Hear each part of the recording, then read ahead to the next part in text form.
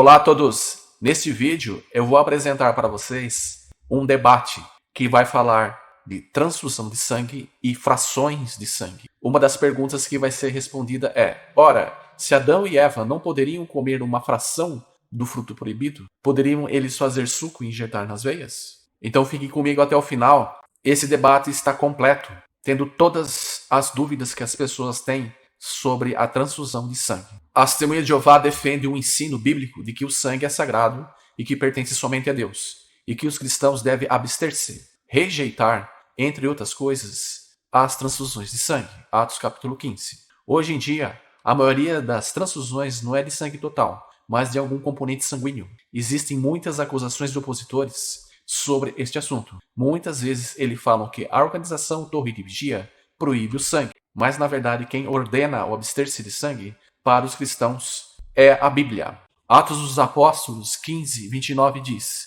que persistam em se abster de coisas sacrificadas a ídolos, de sangue. Então nós vemos uma ordem aos cristãos: abster-se de sangue. O que as testemunhas de Jeová dizem sobre frações de sangue? A Assembleia de Jeová, como organização, não usam quaisquer parâmetros para determinar quais são os componentes primários ou secundários do sangue. Na escola, pessoas de todas as religiões e também os sem religião aprendem que os 4 componentes do sangue são glóbulos vermelhos, glóbulos brancos, plaquetas e plasma. Portanto, a pergunta: o que são frações de sangue? Deveria ser feita aos cientistas, não às testemunhas de Jeová. Em suma, o sangue é definido como um fluido que corre pelas veias. Portanto, cada uma dessas partes em si é um componente básico do sangue e, portanto, é considerável inaceitável. A ordem é para abster-se de sangue. E os componentes dos componentes fazem parte do sangue? Essa é uma decisão pessoal de cada cristão, já que a Bíblia não diz nada sobre frações. As publicações das Testemunhas de Jeová não usurpam as pessoas de decidir o que fazer com as frações de sangue, consultando a sua própria consciência. Este comentário é do jw.org, Congresso de 2022, Busque a Paz.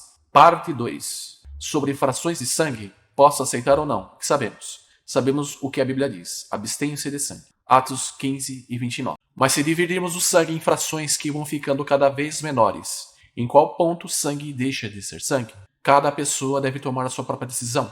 Talvez alguns digam: se é uma fração realmente pequena, então para mim não tem problema. Já outros vão dizer: se a fração vem do sangue, eu não vou querer. Nós precisamos respeitar a decisão de cada um. Então podemos ver aqui o plasma, glóbulos vermelhos, plaquetas, glóbulos brancos, vaso capilar. Por exemplo, o plasma sanguíneo é componente líquido do sangue, no qual as células sanguíneas encontram-se suspensas. Apresenta coloração amarelada e corresponde a aproximadamente 55% do volume sanguíneo total, de modo que você pode classificar na lista de componentes primários. No entanto, no plasma sanguíneo são encontradas diversas substâncias: água, 92%, proteínas, fibrinogênio, albumina e globulina, sódio, 7%, gases, nutrientes, excretas, hormônios e enzimas. Este componente líquido também pode servir como reserva de proteínas do corpo. Plasma, 55%, glóbulos brancos e plaquetas, 1%, glóbulos vermelhos, 44%. Por que a Sociedade Torre de Vigia permite que a Testemunha de Jeová aceite todos os componentes separados do plasma, mas proíbe o próprio plasma?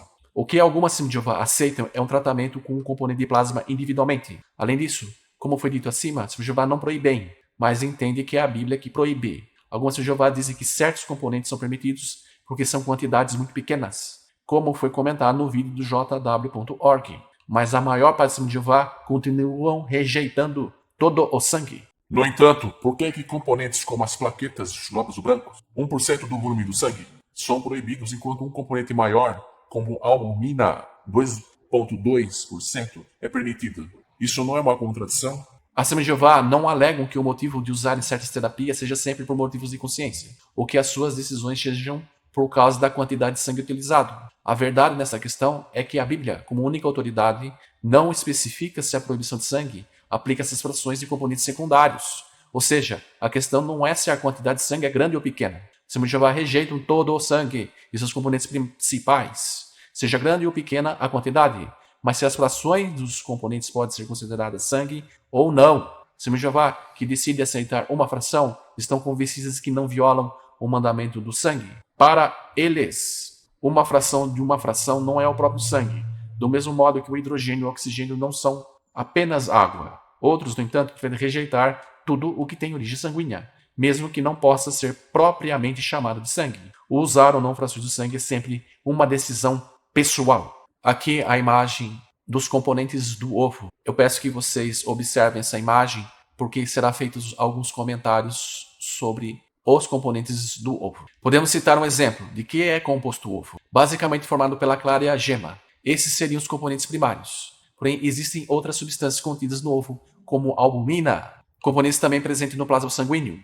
Esse seria um componente secundário. Esta proteína está contida na clara do ovo em cerca de 55%. É um dos suplementos mais consumidos no mercado do fisiculturismo. Entre uma das principais características da clara de ovo está o fato de que ela é composta por 90% de água e 10% de proteínas. Apesar disso, a clara não contém todos os nutrientes do ovo, uma vez que a gema contém 50% do total do nutriente. Os nutrientes da clara do ovo são selênio, potássio, magnésio, riboflavina, vitamina B2, ácido pantonéico, B2 colina, betaína, folato. O fato de algumas pessoas utilizarem a albumina como proteína alimentar para aumentar o desempenho físico quer dizer que ela está consumindo ovo? Não. No máximo, para se afirmar algo do tipo, poderia dizer que se consome a clara e a gema do ovo, nesse caso seriam partes do ovo. Mas uma única proteína que não corresponde ao ovo, pois a clara, como vimos, é formada por vários outros nutrientes. Por isso, muitos se refream de consumir ovos, uma vez que contém gorduras. Então, algumas pessoas preferem fazer uso exclusivo da proteína. Da mesma forma, utilizar a albumina do plasma sanguíneo não representa o sangue total, pois é apenas um componente dentre tantos outros. Por que se proíbe os glóbulos brancos, leucócitos, quando se sabe que circulam por todo o corpo, não apenas no sangue, de modo que o leite materno estão cheios de glóbulos brancos? Não teria de proibir o leite materno também?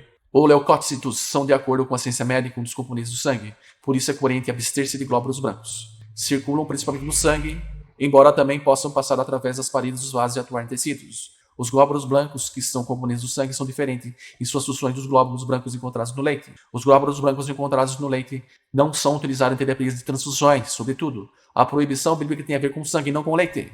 As de Jeová recusa unicamente leucócitos provenientes do sangue e não aqueles que podem estar presentes no leite ou tecidos na carne de animais que comemos. Se há leucócitos presentes ou outros componentes sanguíneos presentes em outros lugares, o cristão não tem por que ficar preocupado.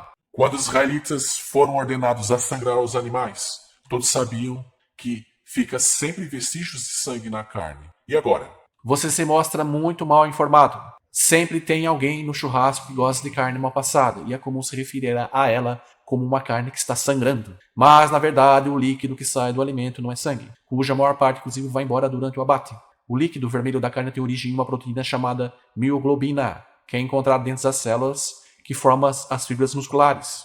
Reportagem do site g1globo.com. Líquido vermelho da carne não é sangue. 4 de janeiro de 2022. Por que as testemunhas de Jeová podem se beneficiar quando outros doam sangue para receberem os componentes secundários, mas eles próprios não podem ser doadores de sangue? Não temos conhecimento de qualquer publicação da organização que proíba doar sangue, mas o fato de o doador não saber o uso que terá o seu sangue, então é razoável evitar que façam uso do seu sangue que violam a sua consciência. O que muitas pessoas não sabem é que o sangue doado, na maioria das vezes, é vendido por altos valores. Se harmonizar o seu próprio sangue para transfusão autóloga é errado, por que o sangue deve ser derramado no chão?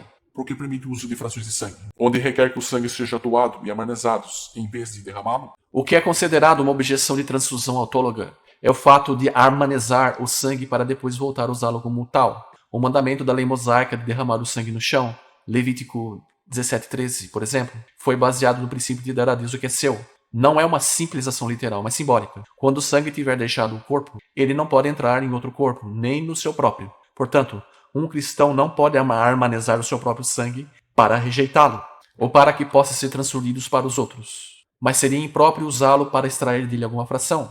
Nesse caso, deixaria de ser sangue, de acordo com a consciência de algumas testemunhas de Jeová. Por que dar tanta ênfase em todas essas doenças transmitidas por transfusões? Embora as transfusões de sangue carreguem riscos de saúde que o paciente tem o direito de saber, tais riscos nunca foram apresentados como uma razão para rejeitá-los. O abster-se de sangue foi ordenado aos cristãos. Atos capítulo 15. Se o consumo de sangue era um pecado de morte, por que eles não foram executados quando os homens de Saul passaram a comer carne com sangue? 1 Samuel 14, 31, 35. Que foi pecado grave é claramente afirmado na Bíblia em Levítico 17, 10, 14. De modo que foram tratados com misericórdia porque não tinham desobedecido deliberadamente. Não há razão para supor que desobedeceram de propósito, com total falta de respeito. A história diz que o povo abateram no chão comendo a carne junto com o sangue. Deviam ter dado sangrar os animais, mostrando assim um grau de respeito pela lei. No entanto, devido à fadiga e à fome, o contexto mostra que estavam sofrendo devido ao juramento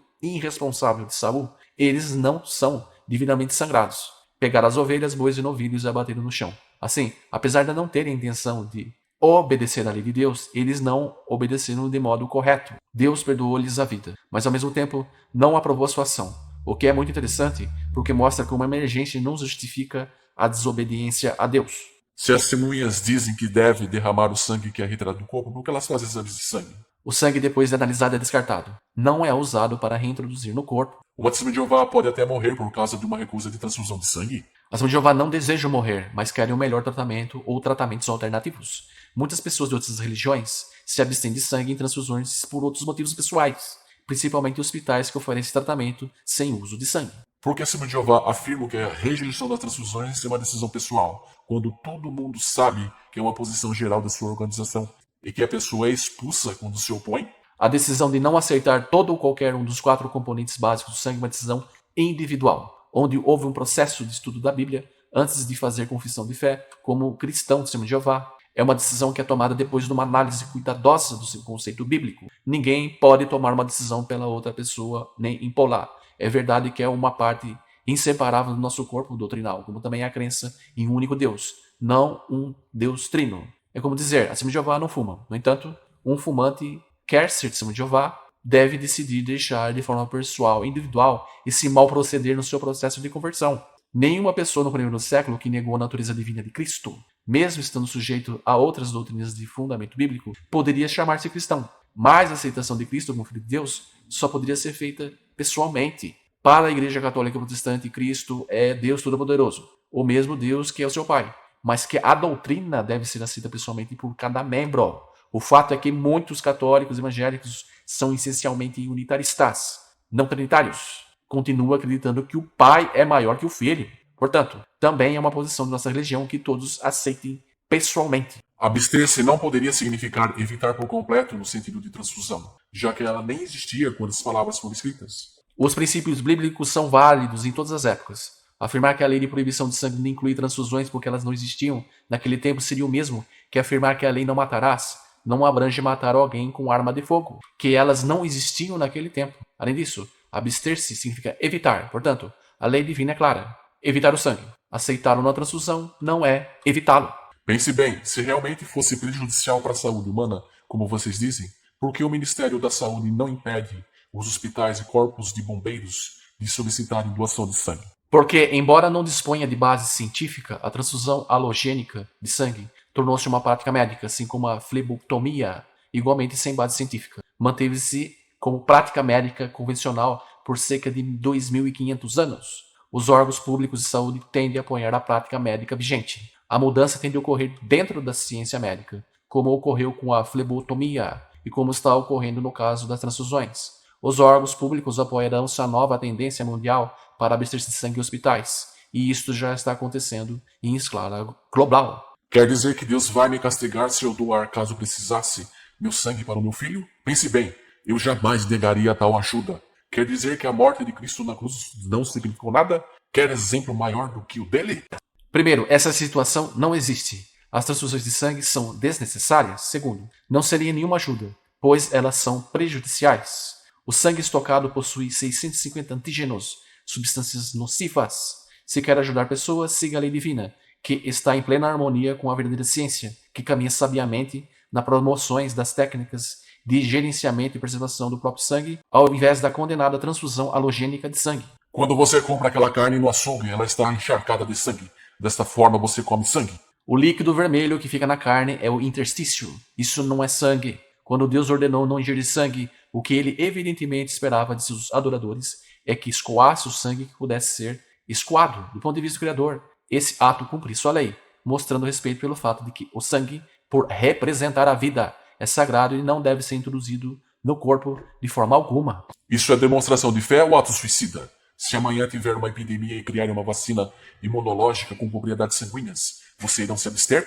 A posição acima de Jeová está bem fundamentada na ciência e na razão, além nas escrituras. A Bíblia manda abster-se de sangue, Atos 15. Contudo, no sangue existem diversas outras substâncias, tais como proteínas, hormônios, sais, enzimas, anticorpos, etc. Algumas substâncias prestam à produção de vacinas, outros atuam como agentes hemostáticos, como por exemplo os fatores de coagulação usados em hemofílicos. A consciência religiosa de Jeová não é contra o uso de tais substâncias ou de produtos derivados delas. O que a testemunha de Jeová evita é o sangue total e seus componentes primários, os glóbulos vermelhos, glóbulos brancos, plaquetas e plasma. Assim, não haveria nenhum problema em se aceitar vacinas feitas à base de tais substâncias, de acordo com a consciência de cada cristão em aceitar ou rejeitar esse tratamento médico. Quero ver você ter um acidente de trânsito, entre outros diversas origens, e quase morrer por hemorragia, perdendo litros de sangue. Me explique alguma técnica que faz a transfusão não ser necessária. Quando alguém perde muito sangue, o primeiro procedimento é localizar os vasos mutilados e estancar a hemorragia.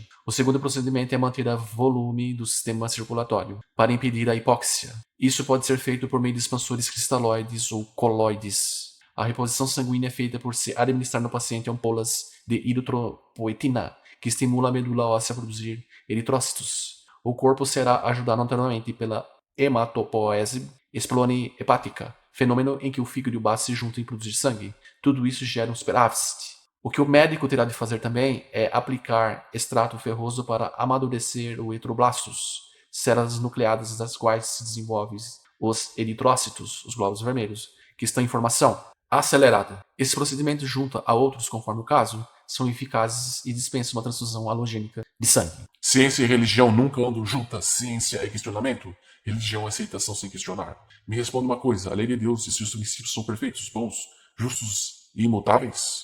Você está equivocado em ambas as afirmações. A verdadeira ciência é aquela que pesquisa e descobre as maravilhas da criação de Deus, do mesmo Deus que forneceu a Bíblia. Os princípios de Deus são, de fato, perfeitos, bons, justos e imutáveis. Tiago 1,17 diz: Toda boa dádiva e todo presente perfeito vem de cima, pois desce do Pai das luzes, com quem não há variação da virada da sombra. Bem, escolher tratamento sem transfusão de sangue na Europa e em alguns países da América Latina é tudo bem. Quero ver você escolher outros tratamentos ou levar essas crenças na África, ou na Ásia, ou em países miseráveis. Ou seja, trazer culturas do passado e primitivas para os dias de hoje sem levar em conta a realidade social de cada país. As pessoas lá vão morrer. A situação não é tal qual você expôs. Primeiro, porque as transfusões sanguíneas só cumprem o papel de expansor. Nesse respeito, até mesmo nações paupérrimas possuem expansores de volume de plasma sintéticos, isentos de sangue. Segundo, o sangue é transferido e perpetua hemorragias devido ao seu conservante. Em países empobrecidos, isso torna a situação mais crítica ainda. Terceiro, o sangue, que morfologicamente é bicôncavo, quando transfundido torna-se semelhante a uma bola de espinhos, dificultando sua perfusão pelos vasos capilares, tornando maior o débito cardíaco. Nos países com poucos recursos, é mais fácil ainda de uma transfusão sanguínea levar a óbito. Quarto, nos tratamentos oncológicos, as transfusões aumentam as metástases, levando à falência dos órgãos. Quinto, várias técnicas de gerenciamento e conservação do próprio sangue dependem apenas da perícia e, portanto, do interesse dos médicos, podendo ser aplicáveis em praticamente qualquer localidade. Resumindo, as transfusões de sangue são uma prática anticientífica e ultrapassada. Felizmente, a medicina moderna está caminhando para as técnicas anteriormente mencionadas. Além disso, as testemunhas contam com uma equipe de membros treinados que auxiliam os demais membros na comunicação médico-paciente e encontrar médicos cooperadores tanto na região como em outros locais. Temos uma infraestrutura bem estabelecida nesse campo. Todo ser vivo recebe sangue no ventre da mãe, quer dizer, recebeu transfusão de sangue. Quando uma mãe está grávida, a criança depende da mãe para viver esse período através do cordão umbilical. A criança e a mãe compartilharão sangue nesse período. Suas afirmações demonstram falta de conhecimento científico, como muito bem comentou a revista A Sentinela, de junho de 1990, página 31. O sistema sanguíneo de uma gestante é separado do sistema do feto. Os seus tipos sanguíneos não raros são diferentes. O sangue da mãe não passa para o feto. Elementos formados, células do sangue materno, não cruzam a barreira placentária para penetrar no sangue do feto, nem o faz o plasma como tal. Na realidade, durante o parto, o sangue da mãe pode sim entrar em contato com o sangue do filho. É dessa forma que algumas mães com HIV acabam por transmitir o vírus para os seus filhos. Esse contato acontece de forma natural, não causada pelos médicos, mas sim pela forma como o próprio Deus criou os homens. A revista Super Interessante diz: cada um com seu sangue. Feto tem circulação independente. Dentro do útero, o sangue do feto não se mistura com o da mãe. Como os pulmões e o sistema digestório só funcionarão plenamente a partir do nascimento, é na placenta que o sangue é oxigenado. O processo ocorre totalmente separado do sistema circulatório materno. É por isso que o tipo sanguíneo do bebê não é necessariamente igual ao da mãe. A mesma fonte acrescenta: o que entra e o que sai, substâncias que a mãe fornece ao feto pelo cordão umbilical, oxigênio, proteínas, ferros e anticorpos. Veja outra matéria, do site Renascer. Durante a gravidez, o sangue do bebê feto não se mistura com o sangue da mãe, mas há uma troca de várias substâncias entre o sangue do bebê e o da mãe através da placenta, como oxigênio, O2, alimentos, anticorpos, e nessa ocasião, se a mãe estiver infectada, o HIV também pode passar para o bebê. Portanto, não é a troca de sangue, que em condições normais não ocorre, e sim a troca de outra substância que pode transmitir ao feto o HIV. Mas essa questão de o bebê receber ou não sangue da mãe durante a gestação prova o quê? A revista Sentinela, de 1º de junho de 1990, páginas de 30 a 31, mostrou que o sangue da mãe não passa para o feto, mas que algumas substâncias do plasma passam para a circulação do feto, tais como proteínas plasmáticas, imunoglobulina e albumina. Essa transferência natural tem sido um fator considerado por alguns cristãos em sua decisão de aceitar imunoglobulina, albumina ou injeções similares de frações do plasma. Hoje, nenhum testemunho de Jeová conseguiu perceber que, quando o corpo governante liberou frações de sangue, já mostra que eles estavam errados? Afinal, será que eu posso cometer frações de qualquer coisa que seja pecado? Posso praticar frações de furto? A expressão frações de sangue é usada pela medicina. Reconheço que ela é realmente ambígua, abrindo a possibilidade de pessoas desinformadas entenderem que se trata de uma pequena quantidade de sangue, mas esse não é o caso. É que os laboratórios médicos conseguiram fracionar o sangue e extrair deles diversas substâncias, tais como sais, enzimas, proteínas, anticorpos, etc. Mas tais substâncias em si mesmas não são necessariamente sangue. Por exemplo, a proteína chamada albumina, além de existir no sangue, também existe na clara do ovo. O que mais existe no sangue é água. 92% do plasma é água. Mas ao tomar água, você não está tomando sangue. De fato, a água é o que mais existe no corpo humano. Cerca de 75% do corpo humano é água. Contudo, ao tomar água, você não está ingerindo o corpo humano, não está se tornando um canibal ou antropófago, mas acredito que a medicina poderia usar outro termo em vez da ambígua expressão frações de sangue. Se uma testemunha de Jeová não pode acertar glóbulos brancos, também chamado de leucócitos, como é que lhe pode ser permitido consumir leite? Sim, pois tanto o leite materno quanto o leite industrializado possuem uma enorme abundância de glóbulos brancos em sua composição. Os glóbulos brancos desempenham um papel fundamental para proteger o bebê de infecções que outrora podiam ter. Será que Deus projetou o leite materno desta forma para violar sua própria lei de respeito pelo sangue? Na realidade, o consumo de leite denota um uso natural de ocócitos. Semelhante, numa relação sexual, ocorre uma microtransfusão de sangue. No entanto, essas são correntes naturais, projetadas pelo Criador da dor da vida, e não são nenhuma violação de sua lei. Salmo 36:9. O que Jeová proíbe é o uso artificial do sangue, feito pelo homem. Gênesis 9:3, 4, Atos 15:19 a 29. Não seria importante levar em consideração o contexto histórico em que essa ordem foi emitida? O que vinha à mente daqueles que tomaram essa decisão ordinária ao obster-se de sangue? E também à mente daqueles que ouviram essa ordem? Não pensavam eles exatamente, exclusivamente, no sangue derramado por animais mortos? Na exegese bíblica, deve-se naturalmente considerar o contexto histórico. Contudo, isso não restringe a aplicação de um princípio a uma época específica, uma vez que os princípios bíblicos valem para todas as épocas. O princípio que rege a proibição do uso de sangue não tem a ver com o tipo de sangue, animal ou humano, nem com a forma em que poderia ser introduzido no corpo, por exemplo, pela boca, e sim com o que ele representa, a vida que de direito pertence a Deus. O mau uso do sangue é um atentado contra a santidade da vida, do mesmo modo que o assassinato é, razão pela qual ambas as coisas foram mencionadas juntas, no mesmo contexto em Gênesis 9, de 3 a 6. De fato, os princípios bíblicos valem para todas as épocas, isso não está em discussão. Porém, quanto ao tipo de sangue, o versículo 29 de Atos 15 parece referir-se apenas a animais mortos. Basta observar o contexto para confirmar isso. A sua tradução exclusiva da Bíblia usa expressões como coisas sacrificadas a ídolos e coisas estranguladas. Entre a palavra sangue, essas expressões são exclusivas para o sangue de animais mortos. Não podemos perder de vista que o motivo da proibição do sangue está no que ele representa a vida, que de direito pertence a Deus. Gênesis 9:4, Levítico 17:11. Uma vez que o sangue animal não pode ser colocado em nosso corpo por representar a vida animal, o sangue humano também não o pode por representar a vida humana. O sangue não deixa de representar a vida ao ser administrado pelas veias. Portanto, a abolição bíblica abrange a prática de infundir sangue humano pelas veias. Se Deus tivesse proibido usar o sangue humano para os cristãos, ele teria avisado para se abster de sangue humano? A proibição bíblica do sangue em Atos 15, 28 e 9 não envolve somente o uso de sangue animal. O texto faz, na realidade, menção do sangue duas vezes. Primeiro, na expressão coisas estranguladas, sufocadas. Está claro que a referência é à carne animal não sangrada devidamente. No entanto, em seguida o mesmo texto manda abster-se de sangue. Se a segunda referência fosse ao sangue animal, essa menção seria redundante e desnecessária. É óbvio que a menção de sangue significa o sangue de modo geral, incluindo o sangue humano, uma vez que o sangue animal já foi englobado na expressão carne sufocada. Então, o sangue representa a vida, mas a vida de quem? Do doador? Acontece que o doador continua vivo após a retirada do seu sangue e acaba por manter vivo aquele que recebe este sangue. Dizer que as transfusões são totalmente desnecessárias em todos os casos seria falso.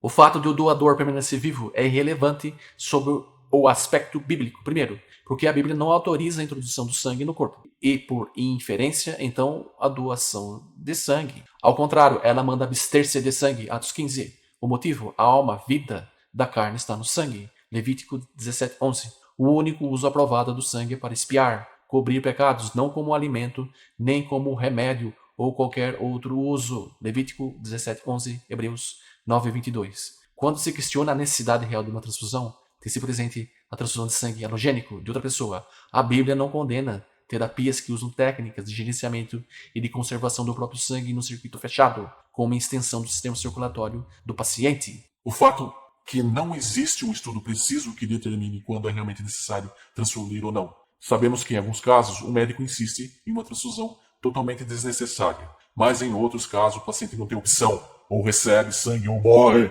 Visto que não existe um estudo preciso que determine quando é realmente necessário transfundir ou não, é questionável afirmar que, em outros casos, o paciente não tem opção, ou recebe sangue ou morre, como você disse. Mas essa questão é irrelevante aos olhos do Criador, que decretou a ordem de abster-se de sangue, Atos 15. Ele colocou essa proibição no mesmo elevado nível moral de se evitar a idolatria e a grave imoralidade sexual, pecados que podem comprometer a vida eterna da pessoa. A Bíblia Católica Ave Maria, na página 229, diz: o sangue considerado como um princípio de vida é reservado a Deus. Por que então isso deixa Jeová tão irritado? Se o doador do sangue não morreu em função da doação, se o sangue do doador, que significa vida, ajudou a salvar outra vida e os dois, paciente e doador, continuam vivos, o que afinal, no fato do sangue significar vida, deixa Deus tão chateado?